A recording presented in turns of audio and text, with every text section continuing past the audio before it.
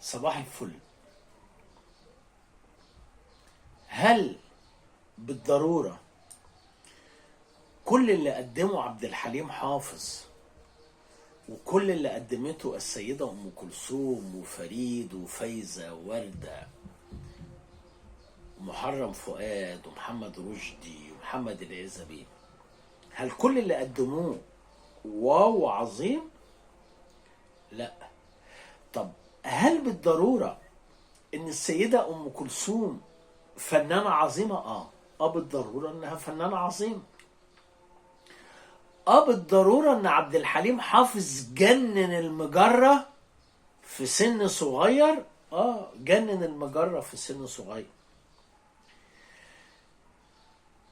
عشان بس على السريع كده، انا كنت بتكلم مع جماعة اصحابي امبارح تحديدا على اغنية انت عمري.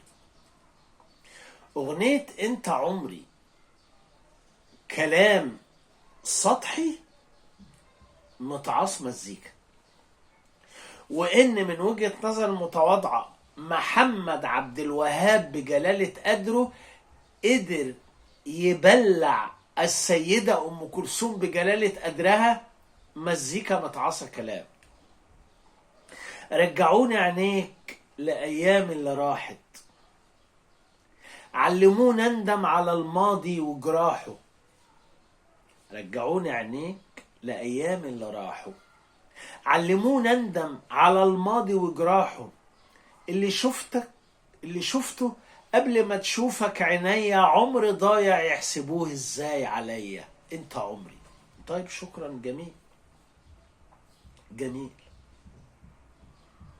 هات عينيك تسرح في دنيتهم عينيا، هات ايديك ترتاح في لمستهم ايديا. يا حبيبي تعالى وكفاية اللي فاتنا، هو فاتنا يا حبيب الروح شوية. انا مش هغوط في الكلام، بس انا عايز اقولك ان احمد شفيق كامل صاحب موهبة على قدها، بدليل ان اثناء المد الوهابي هو راح السعودية، وبعدين كان ليه تصريحات بقى قال لك ان الاغنيه ديت كانت مكتوبه عن الرسول وحاجات من دول كده.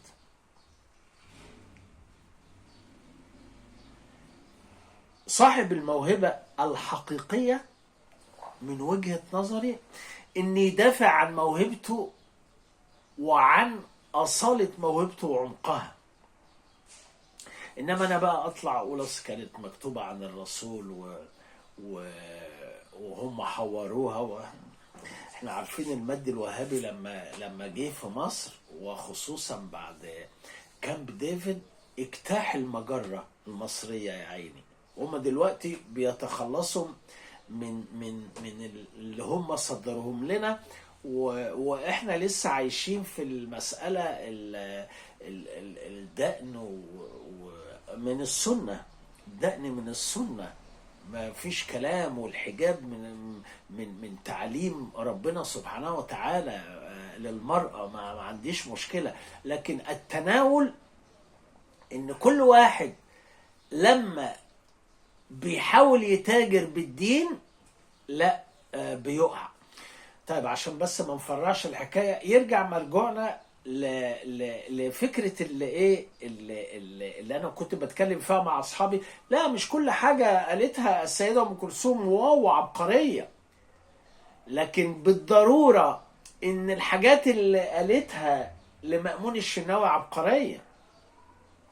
فيها حاجات يعني اللحن لزقها بس عبقرية. الحاجات بتاعت مرسي جمال عزيز عبقرية. الحاجات بتاعت الإمام أحمد رامي عبقرية. عبد الحليم حافظ لما غنى لحسين السيد وغنى لمرسي جميل عزيز. في حاجات لمحمد حمزة، لا تعالى بقى تدخل فيها أو تدخلت فيها عبقرية بليغ حمدي كملحن، فخلاه يلزق كلام.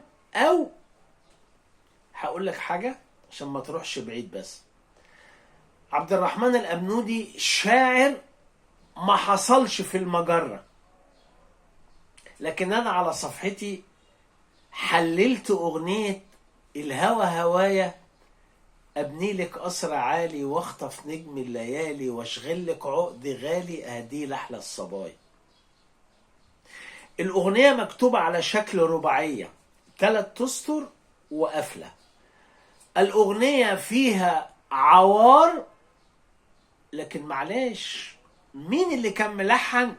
الولد الشقي، الولد الشقي بليغ حمدي، ولحن ابن لذين الواحد بيسمعه بيروح في دنيا تانية. ومين اللي كان بيغني؟